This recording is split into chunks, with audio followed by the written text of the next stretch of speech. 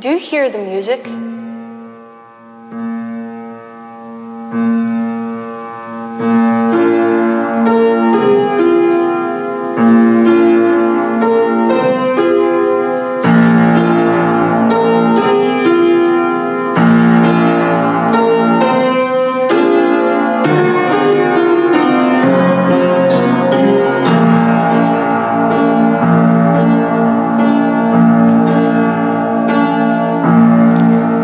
Is the Arioso Florica from the opera Grozovan.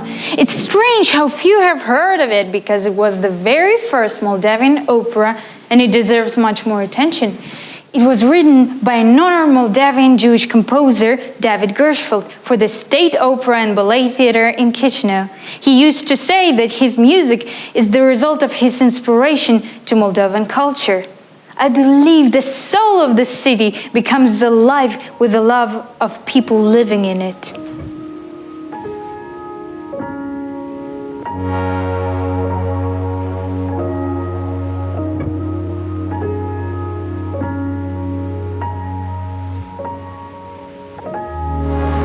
And now, standing here, I do realize how many things were created out of love for the city of Chisinau.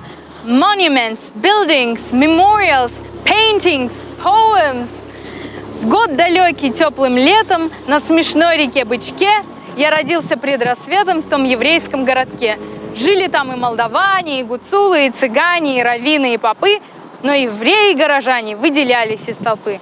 Isn't that beautiful? These are the lines from the poem Jewish Town by Lev Fruchtman, a Moldavian Jewish poet, Yiddish translator, publicist, and literary critic. He wasn't wrong when he named the poem Jewish Town. Since the foundation of Chisinau, the Jewish population was constantly growing, and by the beginning of 20th century, it was above 46%.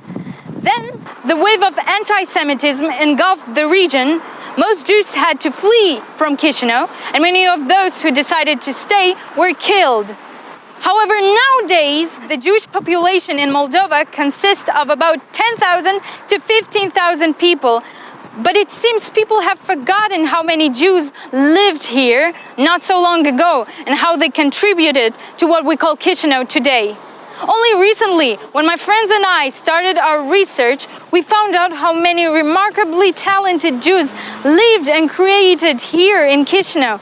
We found out how their contribution to the history of this place can be found everywhere, can be seen at every turn, and can be felt at every step. Come along, I want to show you my city.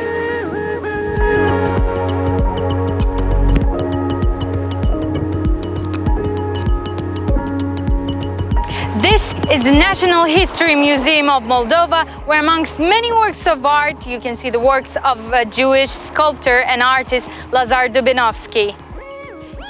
This is the Menger Jewish Library, where you can find more than 50,000 books of Jewish writers of Moldova in Yiddish, Hebrew, Russian, Romanian, English, and other languages. Among them are books by Boris Lakader, Eliezer Steinberg, Sudit Shulim, and many others. And this is the Eminescu Theater, where many years ago Kent performed on the stage. And all the scenery and props for their productions were made by the talented Jewish production designer Yaakov Averbuch. All of them lived and worked here in Chisinau, in our city. Well, I wouldn't call it the same city. At that time, Chisinau did not look what it looks like now at all. World War II left ruins behind, and nothing remained in the center of the city. When I asked my grandfather what it was like at the time, he told me that for some time after the war had ended, people were still afraid to go outside. The streets were quiet and empty, and it seemed that the soul of a once beautiful place was severely wounded. It's frightening to understand how easy it is to destroy something and how incredibly difficult and challenging it can be to bring it back to life. Have you ever thought, how can a single person influence the appearance of an entire city? How can a man gifted with unusual ways of thinking can heal the wounded soul of a destroyed place?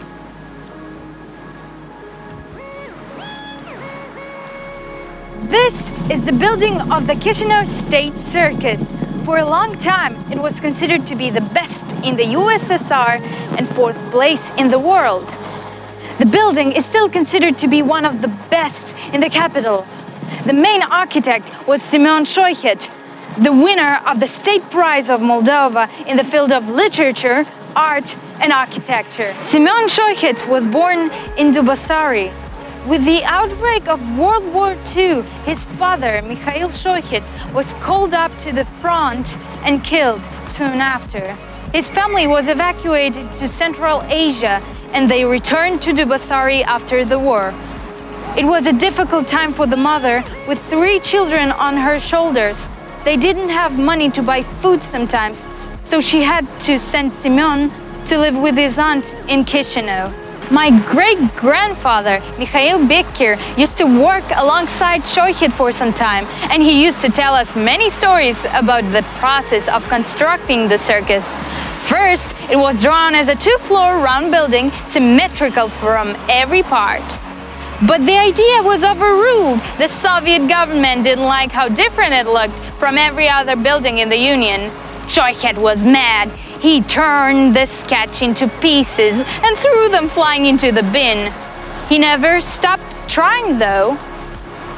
He then added another diamond-shaped building with a small arena in its center from behind the main stage. Eventually, his plan got approved. It was what they called Dolgostroy, which means the process took quite a while, 10 years to be accurate. But after all the problems had been coped with, the circus opened its doors for the first time in 1981. Sadly enough, in 2004, the circus was closed for repairs but never reopened.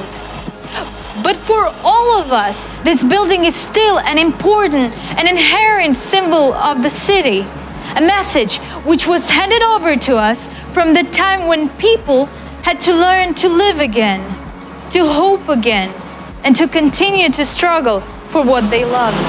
As the lead architect, Semyon Shoichet took part in the development of 7 cities in the Republic.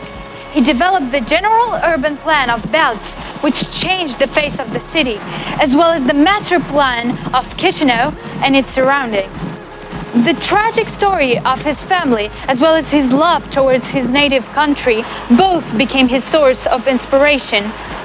He wasn't mad at his mother for abandoning him, but the sad experience he had in his childhood affected his views on life.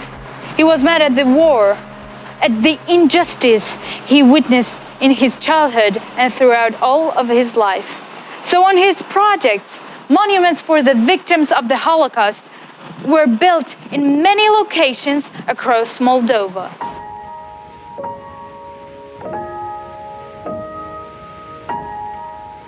Semyon Shoichet died at the age of 79, a week before his 80th birthday, December 24, 2010. He left us many things to reveal, things to discover, and so many stories to tell. All the buildings, all the memorials he projected remind us of the people living here before us. They remind us that we are the keepers of our city's soul. Each person is a melody, and when they connect, they create music, the music of the city. Do you hear the music?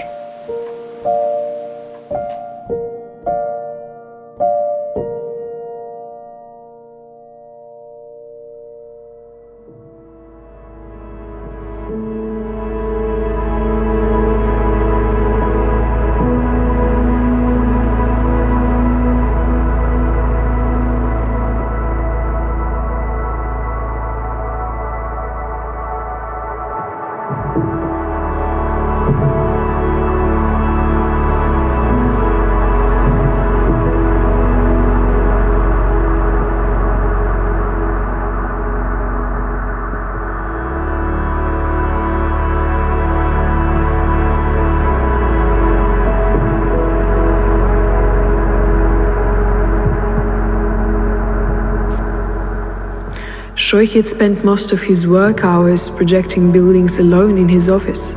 He paid great attention to the practical training of all young architects, and especially those he worked with. He liked the passion of the young, and that's why he was taking a lot of newbies to work with him. Although not all of his projects were implemented, each of them contained a meaning that was later transferred to another project of his, even after his death. Andrei Yashano, an architect who worked alongside Shoichet,